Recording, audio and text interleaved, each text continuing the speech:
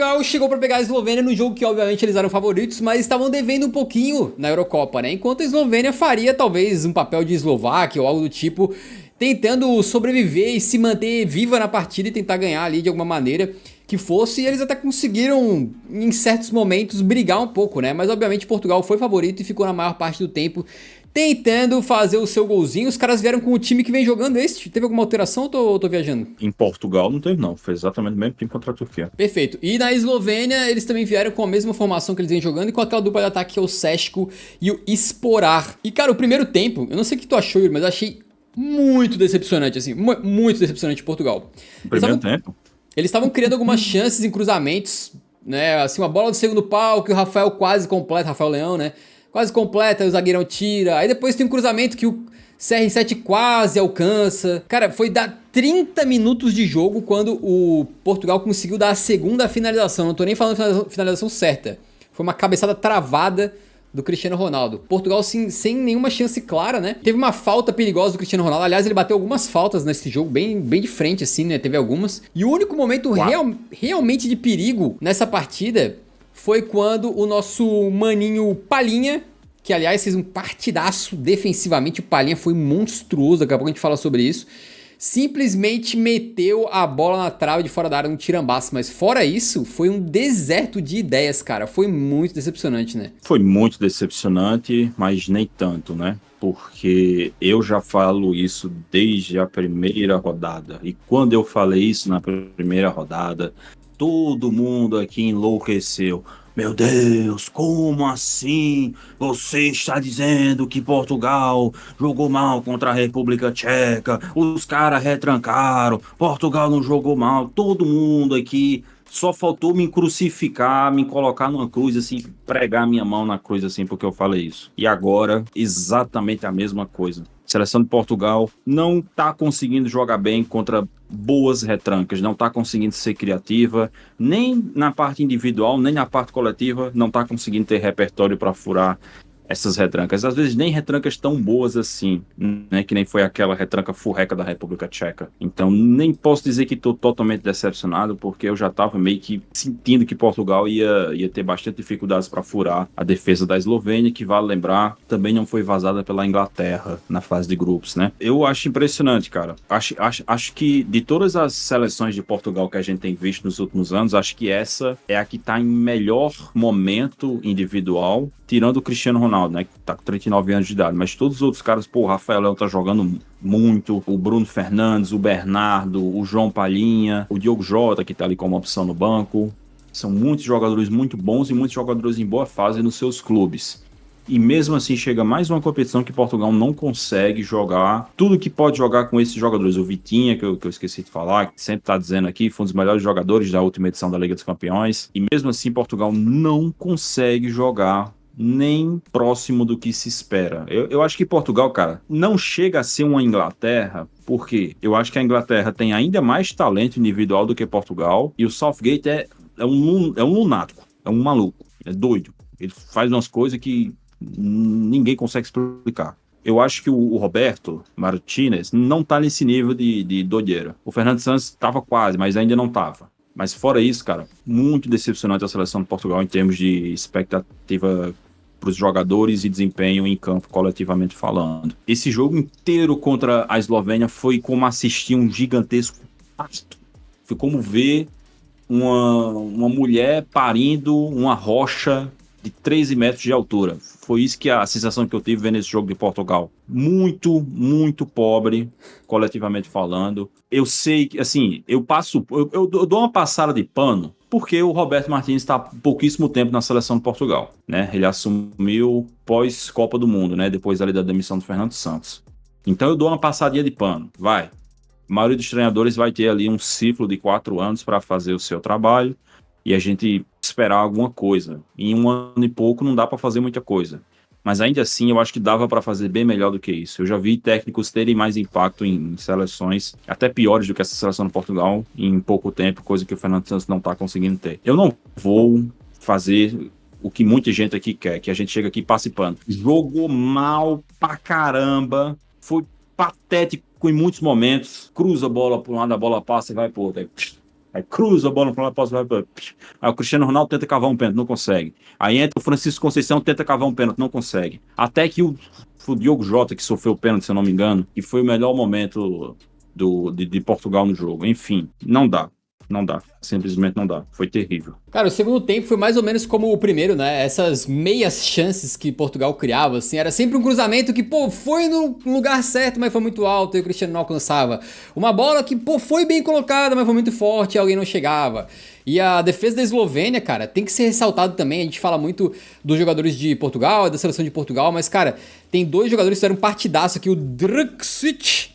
O zagueirão ali que parece o Maicon God of Zaga. E esse aqui é o Jaka Bijol. Esse Jaka Bijol tá com números bizarros também nessa Eurocopa, tá? A quantidade de bolas que ele tira de cabeça, esse maluco, corta pra um lado, desarma pro outro, tira de qualquer jeito que dá. Eles estavam sim sendo consagrados pelo jogo de Portugal, né? Que tava botar muita bola na área ali, os caras ficavam tirando, espanando. Eu lembro de uma jogadaça do Cancelo pela direita que sobrou no Bernardo Silva, ele mandou por cima isolando. E aí é o momento decisivo, veio aos 89 minutos de partida. Só quando o Cristiano Ronaldo finalmente conseguiu receber uma grande pelota pra matar o jogo de repente, né, cara? Mas acabou que não conseguiu. Foi essa bola aqui, ó. 89 minutos de jogo, a Eslovênia sai jogando errado, o Diogo Jota tinha entrado, tava com as pernas frescas, né? Tava com muita energia, botou a bola pro Cristiano e ele finalizou de canhota, mas ele mandou bem em cima do Oblak, cara. E já emendando o tema do Cristiano um pouquinho, né? Eu tava vendo aqui, o Cristiano é o jogador que mais finalizou nessa Eurocopa com sobras. Ele finalizou 20 vezes na Euro, 5 a mais do que o segundo colocado, que é o Mbappé e o Havertz com 15, e ele tá com 0 gols, sendo que ele perdeu 4 grandes chances, né? Daqui a pouco a gente vai falar do pênalti. Cara, o jogo acabou assim. Teve talvez essa, tipo, teve aquela bola da trave do Palhinha, né, de fora da área, e talvez essa grande chance pra Portugal, mas fora isso, meio com um deserto de ideias, né? E o Bijol lá e o Drxic tirando 200 bolas de cabeça durante o jogo, mas... É o famoso time consagra zagueiro. Tudo que o zagueiro quer é um time que faça isso, que fique jogando bola pra área de forma aleatória, que aí ele, ó, o cara tá lá espanando tudo, filho, tá parecendo um para-brisa, ó. Com retranca, assim, talvez seja uma boa, né? Não sei se esse Jaka Bijol aí é bom fora isso, mas hoje ele foi muito bem. E, cara, eu queria que tu falasse um pouquinho do Cristiano, né? Que tá com o maior número de finalizações na Eurocopa, sem fazer nenhum gol e nem entrando no mérito do pênalti, mas ele teve essa chance clara e também teve muitas faltas, né? Algumas ele cobrou bastante, um pouco perto do gol, mas ele acho que ele cobrou 4 faltas, né? Tem uma estatística aqui bem doida que ele bateu 59 faltas em grandes torneios por Portugal e só guardou aquela contra a Espanha, que foi um golaço que ele marcou contra a Espanha. O Cristiano Ronaldo, eu não vou passar pano pro Cristiano, a Euro dele tá sendo ruim. Mas eu acho que não está sendo muito diferente da expectativa. Eu acho que ninguém esperava que o Cristiano Ronaldo fosse fazer uma Euro absurda, que fosse fazer o torneio da vida, que não sei o quê. Eu acho que na idade que o Cristiano Ronaldo tá, cara, no estado físico que ele tá, porque por mais que ele se prepare muito bem, e ninguém é estúpido de duvidar que ele se prepara bem pra caramba, mas a idade cobra um preço. Chega um momento ali, cara, que não importa o quão bem você se prepare, você é um cara de 39 anos de idade. Você não consegue ter a mesma potência, você não consegue ter a mesma agilidade. O lance da finalização de perna esquerda, que ele chuta no meio do gol, cara, é claramente um lance de falta de potência, porque ele faz a run, ele percebe, acho que é o Diogo Jota que tá puxando o contra-ataque, se eu não me engano. Ele tem a leitura perfeita do lance. E ele consegue fazer a corrida por trás e dá a opção pro Diogo Jota. O Diogo Jota enfia e o Cristiano Ronaldo corre. E quando ele chega, ele não tá com força na perna esquerda pra chutar, cara. Ele não tá com força. Se fosse o Cristiano Ronaldo de 2017, pô, ele tinha soltado uma porrada, tinha entrado o Oblak, tinha entrado a mãe do Oblak, tinha entrado todo mundo ali dentro do gol, cara. Mas ele não tá com essa força mais. Então, quando ele faz uma corrida, pô, vai ter vezes em que ele vai chegar sem força na perna pra chutar, cara. É a idade, o cara tem 39 anos, não é brincadeira não, filho. Pra atleta, especialmente atleta em alto rendimento, pô, isso faz uma diferença absurda. O que se projetava, que talvez pudesse acontecer, era a gente ver uma seleção de Portugal muito bem treinada e que conseguisse criar boas ocasiões de gols pro Cristiano Ronaldo poder usar a inteligência dele, de movimentação, de conclusão a gol, para marcar. Mas a grande verdade é que isso não está acontecendo tanto. Você falou aí que ele teve 4 grandes chances no torneio. cara. 4 grandes chances em 4 jogos é muito pouco. Eu acho que se Portugal tivesse criando mais chances pro Cristiano Ronaldo, tanto chances por baixo quanto cruzamentos, pô, que Portugal tá cruzando mal, não tá escrito, cara. Jesus, é cada cruzamento ridículo. E cruzamento assim a esmo. Vamos jogar a bola na área pra ver se o Cristiano Ronaldo vai dar uma bicicleta, igual ele fez lá em 2018. Mas não é assim que funciona, cara. Não adianta você achar que o Cristiano Ronaldo hoje vai ser aquele cara de antes, que você jogava uma geladeira pra dentro da área, ele dominava no peito e fazia o gol. Não vai ser, cara. Ele é o cara hoje que, se ele receber boas chances, ele ainda vai concluir. Ele ainda é um cara que se movimenta bem, que tem inteligência para se movimentar, que tem inteligência para fazer uma associação com outro jogador que encoste ali para dialogar com ele. Mas não adianta esperar que o Cristiano Ronaldo vai fazer o que ele fazia em 2012, o que ele fazia em 2014, que não vai fazer. A galera às vezes fala, o Cristiano Ronaldo tá atrapalhando Portugal. Ah, beleza, vai tirar o Cristiano Ronaldo, vai colocar quem? Gonçalo Ramos? Essa é a solução? É igual na seleção brasileira, que a galera fala, tem que tirar o Alisson e colocar o Bento. Se colocar o Bento, resolveu. Porra, é sério? É o Gonçalo Ramos que vai resolver o problema do Portugal? Porque eu prefiro o Cristiano Ronaldo com 39 anos de idade do que o Gonçalo Ramos. Sei lá, cara. Eu acho que os problemas da seleção de Portugal vão muito além do Cristiano. Eu sei que ele tá mal, eu sei que ele não é mais o mesmo, mas eu acho que você ficar focando nisso, o Cristiano Ronaldo tá atrapalhando, o problema é o Cristiano Ronaldo, pelo amor de Deus, cara. É achar que não, daqui a pouco o Cristiano Ronaldo vai se aposentar da seleção de Portugal, em 2026 é Copa do Mundo, em 2028 é Euro, em 2032 é Copa do Mundo, 2030, mas não é assim, não é simples assim. Cara, continuando um pouquinho aqui, esse jogo foi pra prorrogação, no que tava assim uma sensação de que eu tinha a impressão de que a Eslovênia poderia eliminar Portugal. Porque eles estavam conseguindo sair em alguns contra-ataques, mas faltava qualidade. Cara, vou te falar, tem cada jogador da Eslovênia ali que, pô, talvez por o cara já não ser muito bom tecnicamente, tá cansado. Nossa, tinha uns contra-ataques que os caras puxavam, mano. Era cada lançamento horrendo, passe tudo errado. Os caras mandavam umas bolas onde não tinha ninguém. Eu ficava assim, caraca, o único que eu achei que tinha algum senso do que tava fazendo ali era o nosso querido Seško, né? Mas que acabou não conseguindo executar depois. Mas o que aconteceu aos 103 minutos, já na prorrogação, foi que o Diogo Jota entrou na área, dando uma costurada por ali, foi derrubado o pênalti. Na hora que eu vi o lance ao vivo, eu pensei que ele tinha se jogado. Mas depois que mostrou o replay, eu acho que foi pênalti, tá? Ele faz aquela jogada rapidinha de passar um pé pro outro e é derrubado pelo jogador. Tu achou que foi penal ou não foi? Cara, um lance bem difícil. Na câmera de trás, dá pra você ver o jogador da Eslovênia esticando a perna esquerda ali, né? E acaba indo na perna do Diogo Jota. Eu acho que é passível, sim, de pênalti. Mas é um lance que se o Ossato não tivesse marcado, eu não acho que seria um absurdo.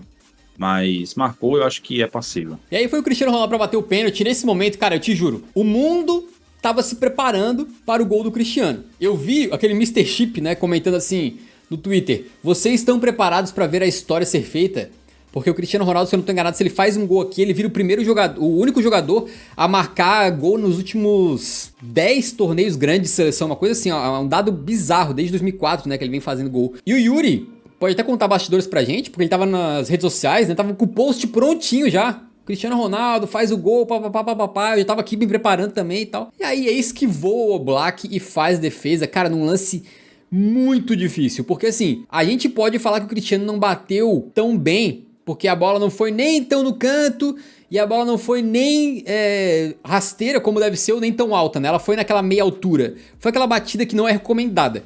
Só que, cara, uma coisa que tu não pode falar é que ele bateu fraco. Ele bateu muito forte, a ponto do Oblak chegar na bola. E ele, mesmo com o punho de ferro do goleiro, tu vê que o cara, pra tu conseguir segurar aquela bola ali, cara, tem que ter uma força descomunal, né? E ele consegue desviar e a bola ainda vai na trave. Ou seja, não é nem aquela defesa que o cara consegue tirar completamente do caminho do gol. Porque o chute foi tão forte que ela ainda bate na mão e vai na trave e sai. Foi uma defesa espetacular. E um momento que foi muito chocante, porque depois que o Cristiano Ronaldo perde esse pênalti, acaba o primeiro tempo da prorrogação ali, ele é visto chorando copiosamente. Ele tava muito abalado, ele ficou muito tendo que ser consolado pelos seus companheiros ali. Ele tava realmente muito nervoso, né? E muito triste com a cobrança. Inclusive, já alertava aí os nossos comparsas aqui do Eurofute que o Oblak é um péssimo pegador de pênalti. Ele é muito ruim mesmo em cobranças de pênalti, cara. Ele é um goleiraço, mas na hora de pegar pênalti ele é totalmente um zero à esquerda, cara. É bizarro. O Cristiano Ronaldo realmente deu uma facilitada, né? Porque geralmente o Cristiano Ronaldo ele é o tipo de cara, eu sempre digo isso. O Cristiano é o tipo de cara que ele não espera o goleiro definir. E o Cristiano escolhe o lado que ele vai bater e ele bate firme e o máximo possível no canto. Se possível, na bochecha da rede, que é para mesmo se o goleiro acertar ele não pegar. Só que dessa vez ele não conseguiu, né? Você vê na imagem, a bola tá bem longe da bochecha da rede, ele não conseguiu bater muito no canto e o Oblak conseguiu acertar e fazer a defesa. Eu acho que todo mundo foi surpreendido, né, com o show do Cristiano Ronaldo, mas infelizmente não é nem a primeira vez, né, nas últimas semanas aí, né, porque no último jogo da temporada pelo Al Nassr, ele também chorou bastante depois que o Al Nassr perdeu o título da Copa do Rei lá pro Al Hilal. Também foi em disputa de pênalti. O Cristiano Ronaldo converteu o pênalti dele, mas o time perdeu mesmo assim. E ele chorou. Nunca vi ele chorar tanto que nem naquela vez, cara. Acho que a última vez que ele tinha chorado tanto tinha sido na Euro 2004, né? Depois da derrota pra Grécia lá. Ele chorou muito, sim, por um título que não ia fazer diferença nenhuma na carreira dele, uma Copa do Rei Saudita, pelo amor de Deus, pra um cara que é pentacampeão da Champions. Eu acho que é mais uma questão psicológica de momento da carreira dele, cara. Pra ele chorar depois de perder esse pênalti, pra ele chorar depois de perder um título no futebol saudita, é realmente uma questão psicológica. E isso é uma coisa que a gente vê durante o próprio jogo, cara. Que, assim, cara, tem vários momentos, né, vários momentos do jogo em que ele não conseguia marcar. E ele, pô, esbravejava, olhava pra cima e gritava e não sei o que, e levantava o calção assim, tá ligado? Ele tava muito, muito, muito incomodado, muito frustrado com a situação. Eu acho que na cabeça dele ele deve estar pensando, porra, cara, que isso, o que tá acontecendo? Por que é que as coisas não estão dando certo? Por que é que as coisas não estão funcionando como antes? Porque antes funcionava, antes eu subia, cabeceava, era gol. Antes eu chutava a bola, era gol. Antes chegava um pênalti decisivo, eu ia pra bater, era gol. Eu acho que realmente é uma questão psicológica, cara, de um cara que tem 39 anos de idade, que tá vendo que a carreira tá acabando, que tá vendo que ele não é mais o mesmo, que ele deve estar pensando, porra, 5 anos atrás eu botava esse jogo no bolso, e hoje ele não tá conseguindo botar. Então eu acho que realmente é uma questão de momento da vida do Cristiano Ronaldo. Eu tenho uma posição que eu vou falar aqui, talvez algumas pessoas não concordem, mas não tô nem aí. Eu acho que as pessoas pegam muito pesado com um jogador que mostra emoção. Os caras são todos humanos, né, como a gente. O caso do Thiago Silva é o mais famoso, né, aquele choro do Thiago Silva, o cara foi massacrado, até hoje, na real, né, toda vez que alguém lembra do Thiago Silva, ele é massacrado por aquele momento. É óbvio que tem aquelas coisas, não, o Cristiano Ronaldo é famoso, tem não sei quantos títulos, é milionário, babá, mas, cara, querendo ou não, o cara é um ser humano, tá ali sob pressão, com certeza veio com uma expectativa muito grande pra Eurocopa, porque ele tava jogando lá no mercado onde ele é xingalhado, as pessoas duvidam dele, ele queria mostrar o seu futebol na Euro pro mundo inteiro, foi ali, não tava conseguindo fazer seu gol, tava frustrado. Ele finalizou 8 vezes na partida, cara, contando o pênalti, né? Não tava conseguindo e tal, perdeu o pênalti e, porra, cara, é um momento de frustração, chegaria em qualquer um, não é a primeira vez que ele chora, né? Desde 2004 lá que aconteceu aquela derrota contra a Grécia, ele também chorou. E acho que, cara, faz parte do cara ser humano, sabe? A gente chama ele de robô, que é a brincadeira, né? Robonaldo e tal. Mas, porra, bicho, assim, tu quer criticar alguma coisa? Minha opinião, pô, critica pelos gols perdidos, critica por não estar participando, critica por ter finalizado 20 vezes, não ter metido um gol, critica pelo pênalti perdido, se for o caso. Mas, pô, não por ele mostrar uma emoção dentro de campo, cara. Eu acho que, pô, tu tem que relevar esse tipo de coisa. O cara é ser humano ali, deixou, né, as emoções chegaram e não tem que ele fazer. Tu quer que ele engula o choro de qualquer jeito ali? Não sei, né? Obviamente, como capitão, espera-se sempre essa figura do cara que é inabalável e que tá ali, que vai carregar o time de qualquer maneira. Mas, cara, eu sou sempre por ver o lado humano das coisas e não vou sacrificar o cara por ter tido um momento complicado. Ele realmente é veterano, sim, ele é capitão, sim, mas ele não deixa de ser um cara ali que tá sob imensa pressão, cometeu um erro e que talvez muitos de nós também ficariam super abalados, né? Provavelmente aconteceria isso. Eu acho perfeitamente plausível um ser humano chorar num momento desse. Não acho que é algo pra passar o trator em cima dele, querer destruir ele, não sei o que lá, que igual fizeram com o Thiago Silva, né? Eu acho lamentável ambas as situações, mas essa aqui também só me chamou a atenção, na verdade. A única coisa do choro dele que me chamou a atenção foi que ele chorou depois que perdeu o pênalti, tava no intervalo da prorrogação, ou seja, tinha 15 minutos de jogo ainda. Tinha 15 minutos de jogo, né? Foi essa a única parada que me chamou a atenção. Tipo assim, cara, eu fiquei pensando na hora, assim, eu fiquei falando sozinho, assim, até escrevi no nosso Discord lá. Eu falei, cara, vai pra cima, Cristiano, tem 15 minutos ainda, meu irmão. Mete teu golzinho lá. Tipo assim, porra, tem jogo ainda, vai lá que dá, tá ligado? E depois, ele até quando vai pra cobrança de pênaltis, ele converte o dele nas alternadas, ele converte e ele nem comemora. Ele vira pra torcida e pede desculpa, né? Ele faz um sinal assim, né? Bota a mão no peito assim, pede desculpa e tal.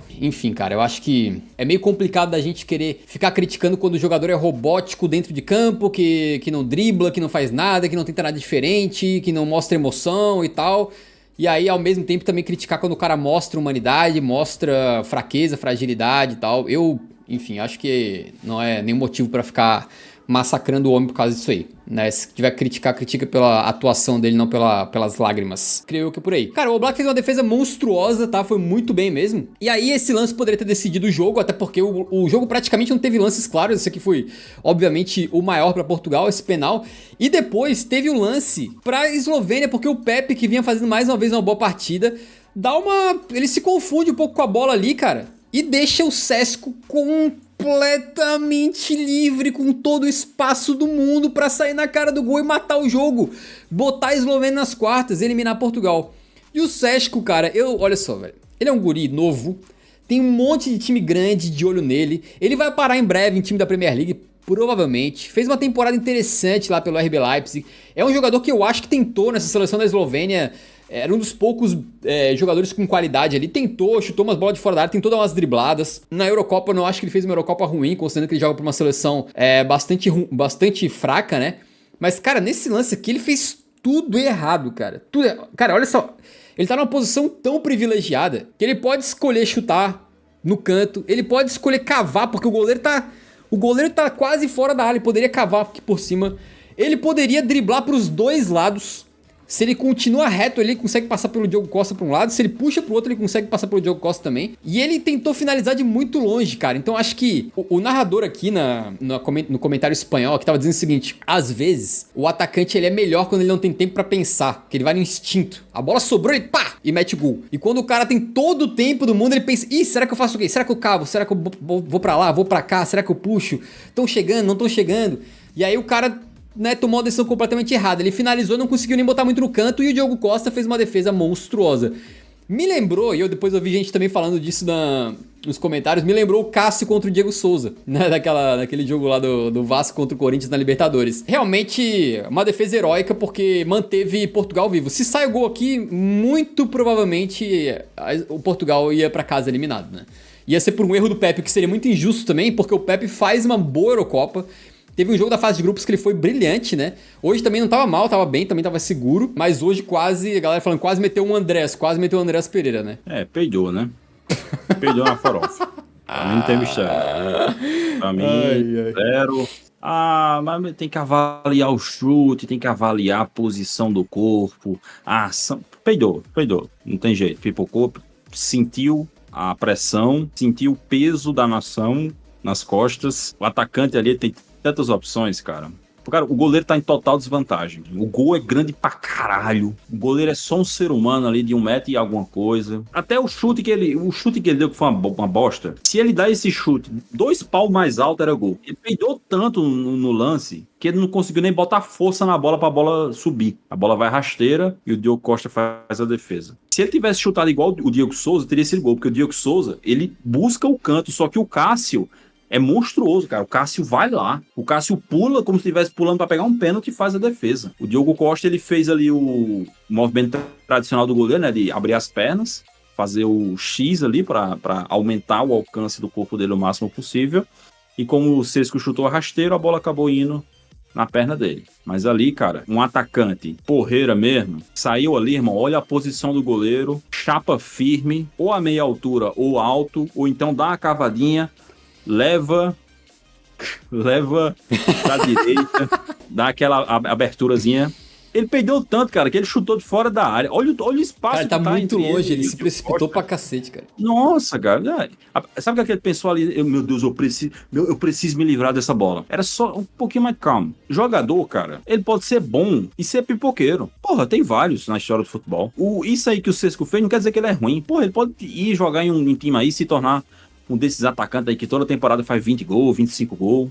Não vai ser o Haaland, que nem muita gente achava lá quando esse guri surgiu. Se fosse o Haaland aí, porra, ele tinha enfiado essa bola no gol ali com uma tranquilidade absurda. Não vai ser o Haaland, mas ele pode ser um atacante bom. mas hoje ele mostrou que ele peida na farofa. Não é um cara confiável para time grande, não. Então, cara, a prorrogação foi isso, né? Pênalti pra Portugal, perdido. Essa chance do Sesco, perdida também. E no final das contas não teve mais muitas chances e o jogo foi pros penais. E aí nos penais, cara, eu achei que ambos os goleiros chegavam com moral. O Diogo Costa por ter feito essa defesa contra o Sesco, mas principalmente o Oblak, que pegou aquele penal contra o Cristiano.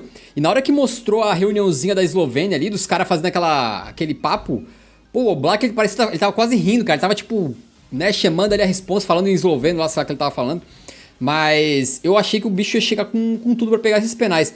Mas o que a gente viu, cara, foi que os jogadores da Eslovênia não bateram bons pênaltis, mas a gente teve o brilho do Diogo Costa, que simplesmente pegou 3, cara. Pegou 3 penais, pegou os 3 primeiros. O Cristiano Ronaldo se redimiu, bateu o primeiro dele, né? Pediu desculpas pra torcida. O Bruno Fernandes fez com tanta calma que o goleiro ficou parado no meio do gol. E depois o Bernardo Silva acabou fechando a conta. Mas o Diogo Costa pegou os 3, cara. É muita doideira. 100% de aproveitamento. Segundo o SofaScore, ele é o primeiro goleiro a pegar 3 pênaltis, uma disputa de pênaltis na Eurocopa. Doideira, cara. Um feito histórico dele que classificou Portugal. O Diogo Costa foi muito bem, cara. Acho que os jogadores da Eslovênia parece que não treinaram pênalti. Talvez eles não Cara, eu acho que eles não acreditavam. Eu pensei a mesma coisa. Não acreditavam que ia pegar pênaltis. Eles bateram muito mal, cara. Porque se você repara, nos 3 pênaltis que o Diogo Costa pegou, ele não precisou ir no limite em nenhum deles. Ele só pulou aquele pênalti protocolar, que o goleiro só pula e mete a mão na bola. Ele não precisou ir lá embaixo, ele não precisou esticar a mão para pegar uma bola alta. Cara, você vê que uma seleção, que um time se preparou para uma disputa de pênaltis, você tem exemplos aí, cara, que às vezes os caras chegam, é até time ruim, time pequeno, mas quando os caras se preparam para uma disputa de pênaltis, irmão, chega lá, os caras é só pité, só coco. As bolas altas, as bolas baixa, rasteirinha na bochecha da rede, porque os caras se prepararam, os caras passaram horas batendo pênalti ali para se preparar. Mas a seleção da Eslovênia realmente, cara, parecia que os caras não estavam preparados, porque os 3 pênaltis foram muito mal batidos. O Diogo Costa tá na dele, né? Então tá aí, cara. Barbaridade o que fez o nosso querido Diogo Costa, né? E o jogo acabou 0-0, mas com a vitória de Portugal nos penais. Uma classificação absolutamente sofrida que coloca muitas dúvidas aí, porque agora Portugal vai ter um desafio um pouquinho maior do que a Eslovênia, né? Um pouquinho. Vai pegar a França. São 2 seleções que não estão convencendo, mas estão ganhando. E aí a gente vai ver o que vai acontecer nas quartas de final, né? Obviamente vai chegar o dia que a gente vai comentar essas quartas de final com um pouquinho mais de detalhes, mas tu quer fazer uma pincelada bem rápida sobre esse jogo aí? França e Portugal tem tudo para ser um jogo podre de ruim, insuportável. Os 2 times ali na cautela suprema.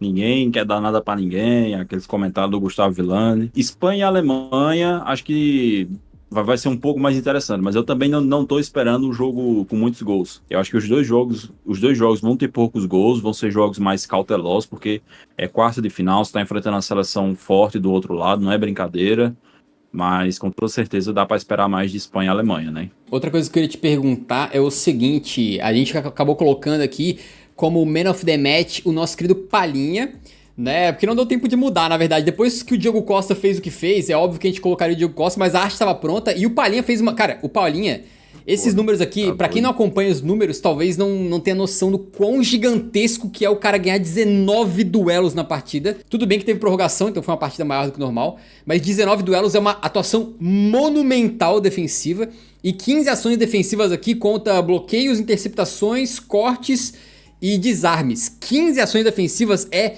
brutal.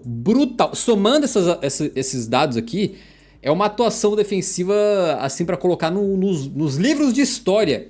Beleza? Então o Palhinha era o meu Man of the Match. Era o nosso Man of the Match, mas depois do Diogo Jota fazer 3 defesas, obviamente tinha que ser o Diogo Costa, né? O Man of the Match. Não deu tempo de mudar a arte aí, mas fica a menção honrosa para os 2, né? O Man of the Match Palhinha do Eurofute aí e também, obviamente, o Diogo Costa pegou o Man of the Match da UEFA aqui, uma partida para entrar para a história da carreira dele aí, né? O Costa basicamente foi responsável, né? Portugal aí jogou a classificação nas costas dele, beleza? Além disso, também temos aqui dizendo que das lágrimas de CR7 nasceu a glória eterna de Diogo Costa. Poético. Enquanto isso, João Cancelo... Olha, João Cancelo... João Cancelo tá trabalhando na social media do Eurofute. Já tá pronto o post caso Portugal seja eliminado pra França, né? Porque ele mandou, venha a França, estamos preparados. Então já sabe, né? Se for França 3-0, o post se faz sozinho. Patética contra a Eslovênia. É corajoso, né? Corajoso. O cara tava empolgado. Cancelo jogou bem, né? O que tu achou da partida dele? Jogou bem. Jogou bem. Foi um dos melhores jogadores de Portugal, que não é muita coisa, visto que o jogo foi uma porcaria. Eles disseram o seguinte na Eslovênia. Os pênaltis enterraram os eslovenos, uma grande decepção, com certeza. Cara, imagina pra uma seleção pequena, tu sobreviver durante 120 minutos pra chegar nas cobranças de pênalti e os caras baterem pênalti daquela maneira. É triste, né, cara? Triste. Só não foi mais triste do que a Eslováquia, porque a Eslováquia tava literalmente a 20 segundos da classificação, né? O VC da Eslovênia diz o seguinte: Eslovênia perto de um novo sonho, mas apenas perto. Portugal encontrou o seu Oblak. Nossa, eles estão dizendo que o Diogo Costa é o Oblak português, basicamente, né? Então essa foi a reação da mídia eslovena. Acho que os eslovenos estão de parabéns dentro do possível. Fizeram um jogo feio pra cacete, mas, cara, eu acho que seleção muito pequena contra seleção muito grande. Não tem como ser muito diferente disso, né? A Eslováquia foi um pouquinho diferente porque eles jogaram bola por 25 minutos até fazer o gol. Abriram 1-0 e depois recuaram. A Eslovênia recuou quase o jogo inteiro, nos contra-ataques não conseguiu armar muita coisa, estavam muito mal tecnicamente pra puxar contra-ataque. Mas acho que assim, dentro do possível, fizeram o que deu, foram até as oitavas de final, estão de parabéns aí, levaram pros pênaltis, quase arrancaram uma vitória nos penais, então... Não levaram um gol nem de Portugal nem da Inglaterra. Esses dois zagueiros aqui, ó, tem que ficar de olho neles, o Bijol e o Drkusic, jogaram bastante aí. E pra Portugal ficam muitas dúvidas de como é que vai ser o jogo contra a França, porque a seleção, Yuri, a gente falou um pouquinho das criações de chances, né, tem um dado aqui que é o seguinte: a seleção de Portugal é a segunda que mais finaliza em toda a Eurocopa. Foram 74 finalizações na Euro, só atrás da seleção da Espanha. E mesmo assim o torcedor fica com a impressão de que a seleção não tá bem, que a seleção não tá criando, que a seleção tá ficando trapada, né, presa nessas retrancas que tem enfrentado aí. Realmente complicado, né, que a seleção portuguesa não tá conseguindo converter muito. São 12 grandes chances de gol também. É a seleção que mais criou grandes chances de gol, só atrás da Espanha. Então tem essa dicotomia, né? Nos números eles estão ali finalizando, tentando, mas não são... Até fiquei chocado com esse número de que eles são o segundo com mais grandes chances, porque sempre me parece que eles não estão criando chances tão claras assim. Tem que cobrar o ataque todo, né? A galera foca muito no Cristiano, mas que o Rafael Leão e o Bernardo Silva. E a partida do Rafael Leão hoje? É razoável. Acho que deve ter sido o melhor jogo dele nessa Euro. Mas, para um jogador do nível do Leão, a gente sempre espera mais. O melhor jogo dele não foi dos melhores, né?